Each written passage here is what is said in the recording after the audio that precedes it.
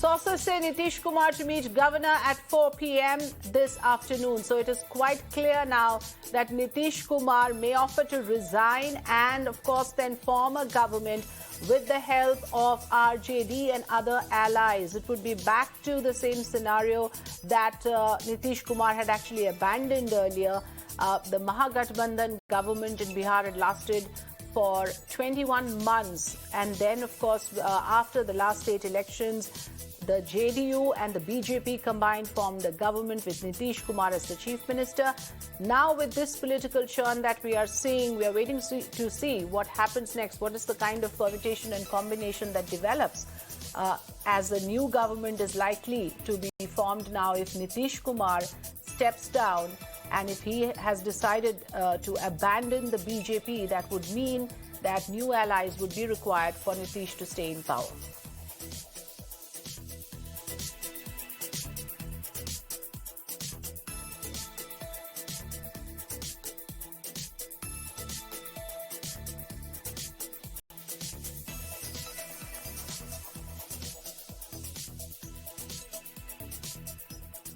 Well, joining us on the program here this afternoon, Mr. Madhav Anand, national spokesperson of the JDU, and also Mr. Desh R Nigam, political analyst.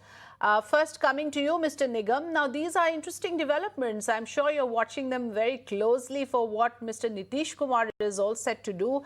We are already reporting a meeting with the governor at 4 p.m. In a way, Mr. Nigam, this is history repeating itself, where you have Nitish Kumar now in a situation where he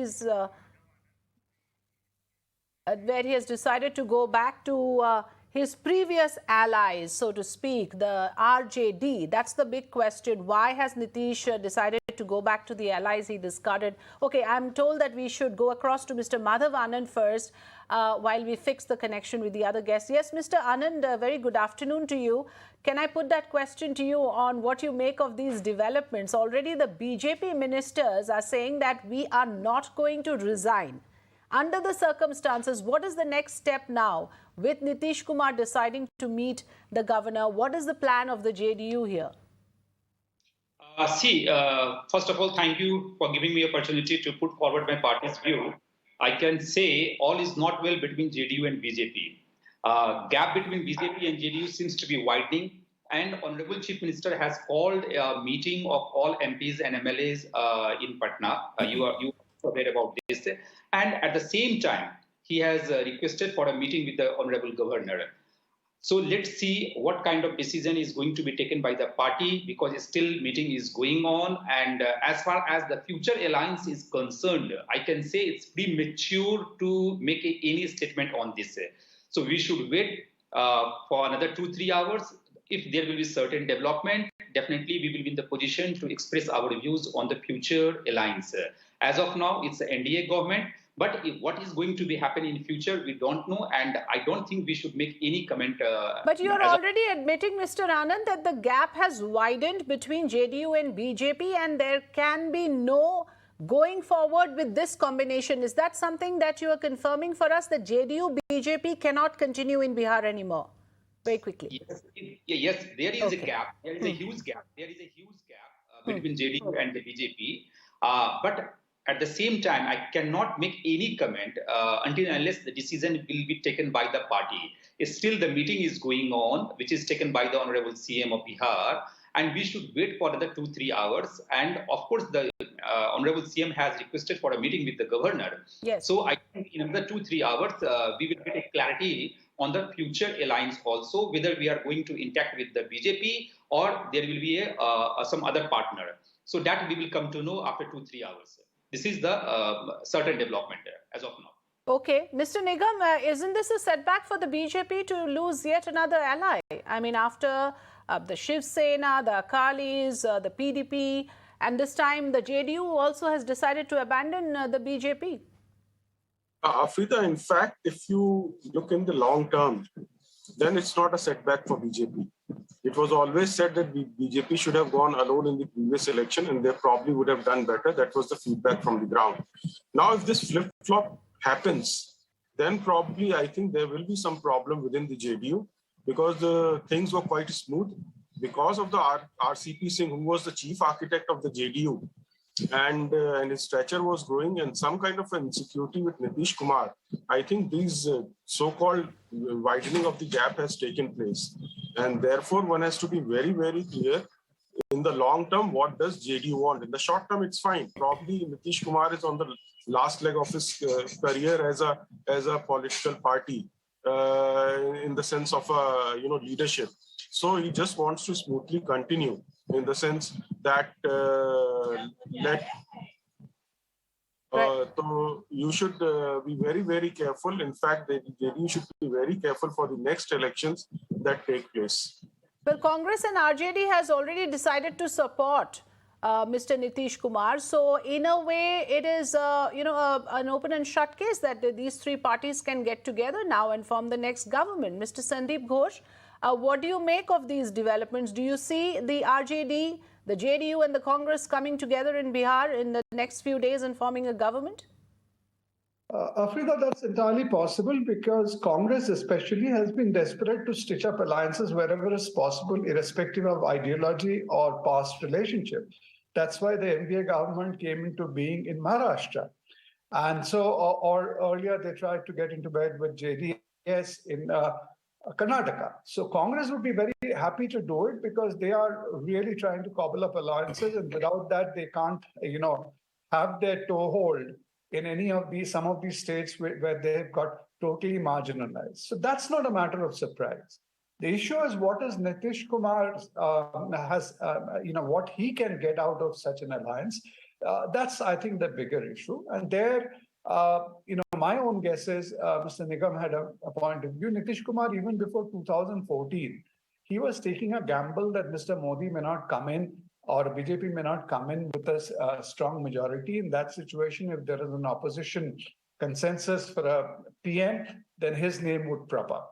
Probably he's taking the same kind of a gamble today. But as far as Bihar itself is concerned, even as a chief minister, I don't think he can look at another term.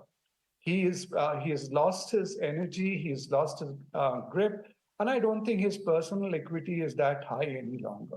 So this is the only way he can increase his political longevity, so to say. Otherwise, he's also pretty close to, past sell-by date. Mr. Madhavanand, do you agree that if you really look at it, even in the last election, the mandate was not really in favor of Mr. Nitish Kumar? He lost a lot of ground there. And of course, if it was not for the BJP, he couldn't have become the chief minister, given the election results. And do you agree with the previous two speakers that Nitish Kumar is increasingly looking like a spent force and trying to hang by the straws now?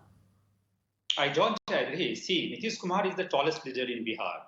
And that's why all opposition parties are willing to support. We have not decided whether we should take a support of the opposition party.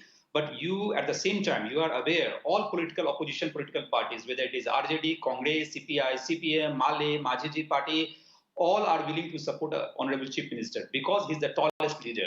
So as far as the result of 2020 are concerned, I can say there was a conspiracy against our party, and the JDU president, national president, has already made a press conference, and he has cleared the Chirag model and the another model which the people were trying to hatch a conspiracy against the Janata Dal United. So as far as the reputation and brand and perception about the Nitish Kumar is concerned, it's intact. People of Bihar is giving all kind of support to Nitish Kumar. But yet he is having to go back to allies that he had abandoned. Isn't that a sign of weakness, Mr. Anand? The fact is that you are having to, now that gives a greater bargaining power to the RJD, isn't it? Because it is you who is retreating and going back to them after having abandoned those allies and finding new allies in the BJP. Now to go back and retrace those steps, isn't that going to give RJD the bargaining power now in this new combine, if at all it develops? Again, I'm saying it's premature to make any statement on the future alliance, but definitely at the same time, we have a lot of differences with the BJP on the several issues because we are two different political parties. That's very different. And so we have some communication gap, we have some kind of differences in terms of opinion and everything. So again, I'm telling you, let's wait for the 2-3 hours. If it will be crystal clear, then it will be easy for me as a national spokesperson to put forward party's view on the future alliance. Okay, Mr. Nigam, what will this mean for 2024? BJP's loss is clearly going to be the opposition's gain. They've managed to get another party, in the opposition camp, so to speak. If RJD and Congress and the JDU come together in Bihar, it's a state with 40 seats. Lots at stake for 2024, you think? See, 2024, BJP is sitting in a very comfortable position as of now.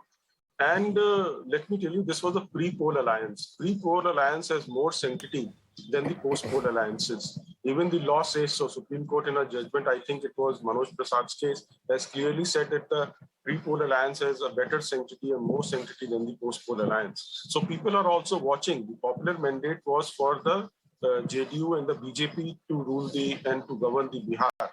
And by breaking that, it is a breach of that trust that the people entrusted with that particular pre-poll alliance. So people are not going to forget about it. People are very, very clear to whom they voted for to govern.